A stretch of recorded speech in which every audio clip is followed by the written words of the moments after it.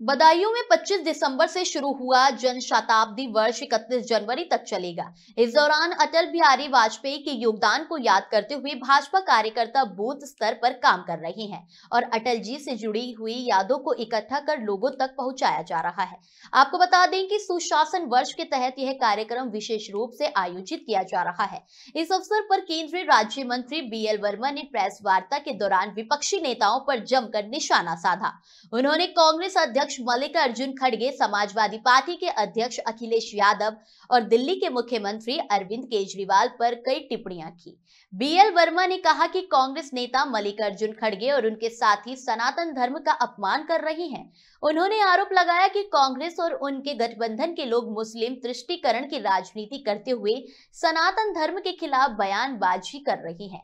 केंद्रीय मंत्री ने कहा कि खड़गे का बयान देश के 142 करोड़ लोगों का अपमान है और उनका गठबंधन बिखर चुका है। आपको बता दें कि अखिलेश यादव के कुंभ मेला पर दिए गए बयानों पर भी वर्मा ने प्रतिक्रिया दी। उन्होंने कहा कि अखिलेश यादव को अब कुंभ के महत्व को समझ में आ गया होगा और अब उन्हें इस पर कोई टिप्पणी नहीं करनी चाहिए।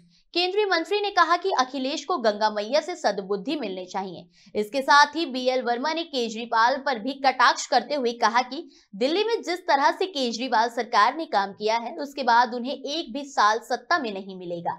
उन्होंने ये भी कहा कि भाजपा सनातन संस्कृति के लिए काम करेगी और यमुना नदी को साफ किया जाएगा, जैसा कि दिल्ली की भाजपा सरकार करेगी। वर्मा ने संतों द्वारा सनातन बोर्ड की मांग का भी समर्थन किया और कहा कि यह उनका अधिकार है और इस पर आगे विचार किया जाएगा। वहाँ पहुँच के वो वर्जन देते हैं मीडिया को, ये कहते हैं कि आलोचना करते हैं तमाम की, लेकिन आज उन्होंने रिटर्न लिया है और साफ तौर पे कहा है कि मेरा आलोचना करने का कोई उद्देश्य नहीं था, लेकिन वहाँ पर व्यवस्थाएं बेहतर होनी चाहिए। इसको लेके आप क्या कहेंगे?